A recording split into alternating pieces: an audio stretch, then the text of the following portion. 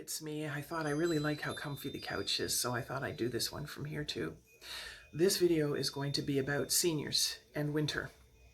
Now, seniors, to try to keep it short, a lot of them may have nobody left. They may have watched all their friends die, their family die, or family being too far away. They may have no one close who can check on them. And frankly, I've had it up to here with hearing about stories in the newspaper about seniors being found deceased or going out into the weather and dying that way. So there are things you can do that I would appreciate to try to prevent these things from happening and to keep our seniors healthy and safe.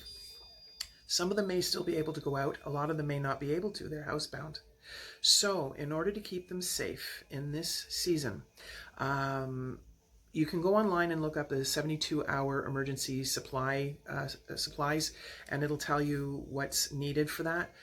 Ensure they have food. Ensure they have water. Ensure that they have the medications, that their medications are in order. By their bed and where they may sit in a favorite chair, make sure that they have candles, or sorry, not candles. Those can be dangerous. Flashlights with extra batteries, like have the flashlight there and maybe some spare batteries close by so that if the batteries go out, they can change them.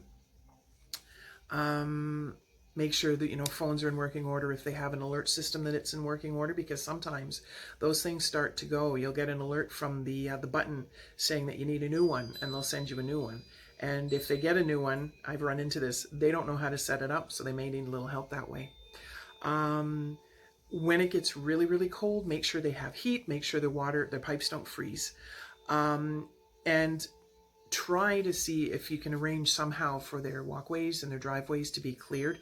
Also, the vents for their furnaces. That's really important because the CO can back up into, or the carbon monoxide can back up into the house. Making sure the batteries have been changed in their smoke detectors and CO detectors. And let's see what else. If there's anything else you can think of, feel free to put it in the comments.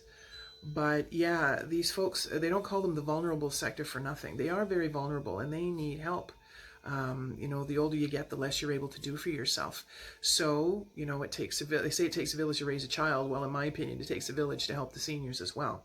So, and you'll also feel good doing it, doing a good deed for someone.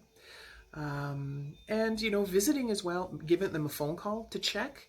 You don't always have to go over, but if you call them, they'll be happy to hear from you. Or if you try calling and you don't get them, it might be worth doing a safety check, or a well check, some people would call it, just to make sure they're okay, because, I've heard stories, you've seen them in the newspaper. So yeah, if we all band together and try to do that, they should be successful. Now, if there are things that may be beyond your control, call 211 and they can set you up with some resources. Let's see. And also, make sure they have emergency numbers, 911 or that sort of thing, by their phone. You can even, if you like, give them your number so they can call in an emergency if they have no family. Make sure if they do have family and friends, have those numbers by the phone as well.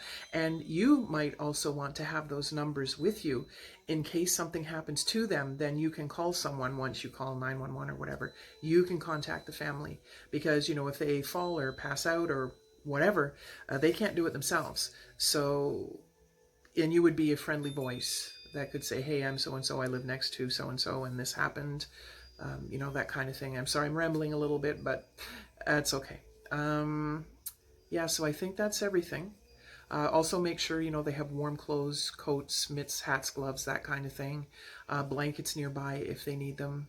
And yeah, and watch out if they use space heaters. Sometimes they can use ones that are way too old and they can be a hazard as well. Make sure vents are clear inside the house as well as the one for the furnace outside. And yeah, anything else you can think of, add please to the comments where other people can read them as well. Anyway, thank you so much. Thanks for bearing with me, and enjoy the day.